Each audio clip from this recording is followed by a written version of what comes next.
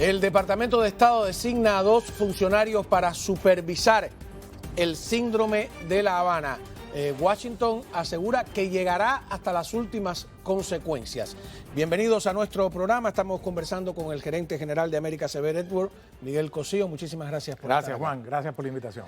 A ver, ¿quiénes son estos nuevos designados o supervisores y qué importancia tienen? Mira, tú recordarás que en el último programa que me invitaste habíamos comentado la carta que 11 legisladores, 11 senadores, demócratas y republicanos que están en el Comité de Relaciones Exteriores del Senado, le habían mandado al secretario de Estado Blinken. Entre las cosas que le señalaban, por cierto, está Bob Menéndez, presidente del Comité de Relaciones Exteriores, y está el senador cubano-americano Marco Rubio. Le habían pedido al secretario Blinken que de una vez nombrara al sucesor de la embajadora Pamela Spratling, que había sido la jefa, la designada, la coordinadora del equipo de tarea del Departamento de Estado para investigar los sucesos misteriosos del fenómeno conocido como el síndrome de La Habana, aunque el gobierno de los Estados Unidos le llama incidentes de salud. Y ese era uno de los pedidos. Bueno, hoy el secretario Blinken ha anunciado que ha nombrado no a uno, sino a 2 altos funcionarios, 2 embajadores, el embajador Jonathan Moore, que es un veterano del Departamento de Estado, fue director en funciones del Buró de Rusia, por cierto. Estuvo en Bosnia. Estuvo en Bosnia, fue encargado de negocios en Bosnia y Herzegovina y encargado de negocios en Bielorrusia. Y en Namibia también. Estuvo en Namibia, pero a mí me llama la atención que el mundo excomunista, el mundo de las repúblicas exsoviéticas, él habla bosnio, habla herzegovino, habla ruso, habla bielorruso, y también designó, a él le van a encargar, él se encarga del grupo de tarea que investigará el fenómeno en sí del síndrome de La Habana. Y a la segunda persona que nombró, una embajadora, una diplomática de más de 3 décadas en el Departamento de Estado, la embajadora Margaret Ullejara, que por cierto hasta el otro día fue embajadora en Montenegro, habla alemán, ruso, francés, dirigió... ¿Hablarán español, me pregunto? El buró, ellos 2 no. ¿Ah, no? No. Pero entonces, ¿por qué están ahí? ¿Porque conocen el mundo comunista? Porque conocen ese mundo. La embajadora Ullejara, ella dirigió, digamos, el buró que se encarga de Eurasia y Europa del Este durante varios años, tiene una larguísima trayectoria y ella se va a encargar de la atención de los diplomáticos y los funcionarios que han sido víctimas de este fenómeno. Entonces se ha dividido en 2 y me llama la atención también la declaración fuerte para mí que refleja el compromiso del gobierno de los Estados Unidos en la investigación de este caso cuando él dice, Anthony Blinken, cuando dice que va a llegar a Estados Unidos hasta las últimas consecuencias, hasta el final de la investigación. Vamos a hacer algo, vamos a poner lo que dijo el secretario de Estado Anthony Blinken. This is an urgent priority for President Biden, for me, for our entire government. And we will do absolutely everything we can, leaving no stone unturned, to stop these occurrences as swiftly as possible. We will get to the bottom of this, and meanwhile, we'll do everything we can to care for our people.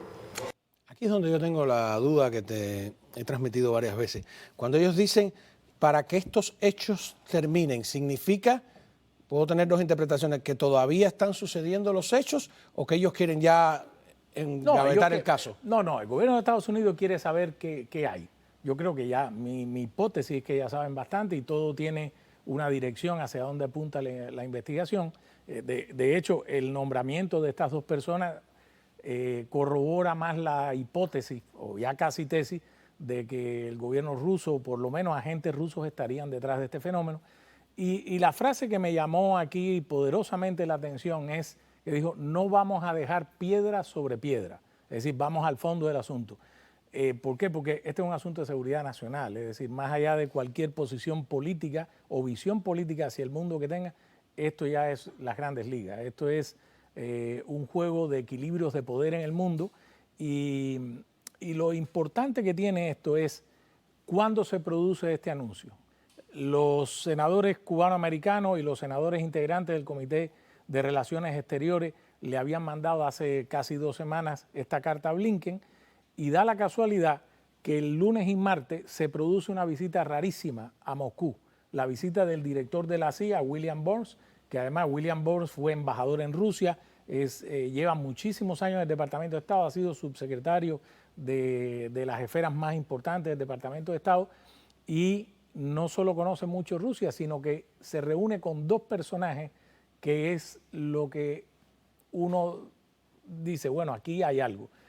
Nadie ha reportado, ningún medio de prensa, salvo el de New York Times, creo que ayer o antes de ayer, que se pregunta si el encuentro de William Burns con Nikolai Patrushev, el secretario del Consejo Nacional de Seguridad de Rusia, que habíamos hablado de él y vamos a volver, y con el director del Servicio de Espionaje Exterior ruso, Sergei Nagrinsky, si en ambos casos trató o no el fenómeno del síndrome de La Habana. Yo tiendo a pensar que sí, porque hablaron sobre ciberseguridad, hablaron sobre terrorismo, la colaboración entre Estados Unidos y Rusia, hablaron probablemente sobre cambio climático, hablaron sobre el programa nuclear iraní, hablaron sobre este fenómeno del control o reducción de armas nucleares. Hace pocos días China lanzó esta famosa prueba estaba hablando de que ya era capaz de tener un arma nuclear hipersónica, que es la novedad que hay en este momento.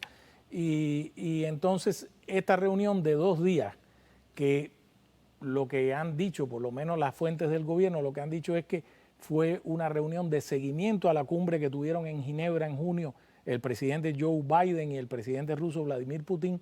Pues yo creo que en esta ocasión los 2 hombres o los 3 hombres más poderosos en materia de inteligencia del mundo se sentaron a hablar y estoy casi convencido que por lo menos el tema se debe haber tocado, aunque ninguno de los 2 gobiernos lo ha confirmado. A mí me sigue interesando cuánto influye esto en las 2 corrientes que hay con relación a las relaciones, valga la redundancia, con Cuba. Hoy vimos 2 cosas. El presidente Biden dijo, no voy a firmar la ley Renacer hasta después para que no digan que estamos influyendo en las elecciones. Y María Elvira Salazar, la congresista, pues ha criticado fuertemente. Ayer vimos que sí, la parte positiva fue aprobado un proyecto de ley para condenar al régimen castrista, pero hay 40 congresistas demócratas, el ala, ¿cómo se llaman ellos? Más liberal, mismo, más radical de la izquierda. Sí, pero ellos se llaman progresistas, ¿no? Han rescatado ese término que conocemos tan bien. O sea, que hay unas fuerzas que le están diciendo a la administración, y los discursos eran, sí, reconocemos que es una dictadura, lo dijo la señora Lee, Bárbara Lee, amiga California, de Fidel Castro, etcétera. Pero fíjate, ella dice, reconocemos que es una dictadura que tiene que cambiar, bla, bla, pero es la política norteamericana la que tenemos que cambiar porque es la culpable de todo esto, etcétera. Entonces yo me pregunto ahora, ¿hasta dónde este síndrome de La Habana se ha convertido en uno de los principales obstáculos para que esta agenda de los izquierdistas que quieren congraciarse con el régimen camine?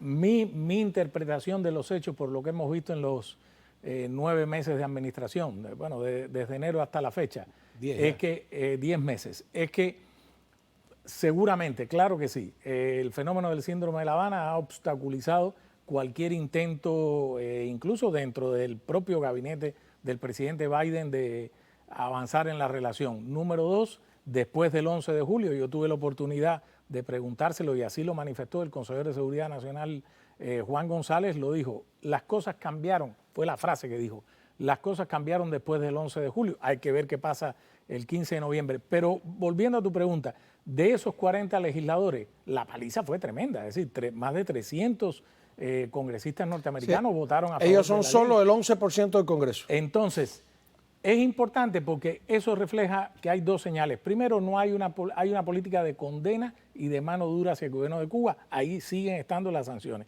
Número 2, vamos a ver qué pasa el 15 de noviembre en Cuba. Y número 3, efectivamente, la administración y el Partido Demócrata debe estar calculando muy bien qué va a pasar en el 2022, porque hay hechos que no se pueden ocultar con un dedo. Y lo otro que te voy a decir, volviendo a esa pregunta de cuánto influye, qué curioso que el director de la CIA, William Burns, se haya reunido con los 2 personajes más poderosos después de Putin, quizás en Rusia, Nikolai Patrushev y con Sergei Naryshkin. Naryshkin ha estado en La Habana, estuvo en el 2016 cuando era jefe de la Duma. Amigo como de Raúl o algo así. A mí, bueno, hay fotos con Raúl Castro, hay fotos con Miguel Díaz-Canel, ya siendo jefe de... ¿Con el hijo de Raúl? Con el hijo de Raúl no encontré fotos, pero estoy casi convencido de que en esa fecha se deben haber reunido. Él estuvo, creo que me parece que en mayo, después estuvo en septiembre, ya siendo el jefe del espionaje exterior ruso. Y él recibió a Gerardo Hernández, el jefe de la Red Avispa, la recibió en el Kremlin, lo recibió en Rusia. Entonces, bueno, los dos personajes sobre los que girovaga, digámoslo así, el tema del síndrome de La Habana, las dos cabezas del poder del espionaje ruso, faltaría todavía el jefe de la inteligencia militar, Igor Kostyuk. Esos tres personajes tienen una relación directa con el gobierno de Cuba y es donde empezó todo. Esta historia del síndrome de La Habana empezó en La Habana. Yo he solicitado una entrevista con el nuevo embajador Jonathan Moore, a ver si nos la quiere dar, para preguntarle, bueno, ¿dónde empezó Cuba? ¿Van a volver los pasos hacia atrás? A ver de la investigación que arroja esto, que arroja el caso de Alejandro Castro Espín. En fin, hay mucho todavía que investigar, pero yo creo que sí, que el síndrome de La Habana es un freno y sobre todo del ala del Consejo de Seguridad Nacional, los cuerpos de inteligencia y de seguridad nacional de los Estados Unidos para cualquier acercamiento o cambio de política hacia Cuba. Pues bien, muchísimas gracias, Miguel Cosío.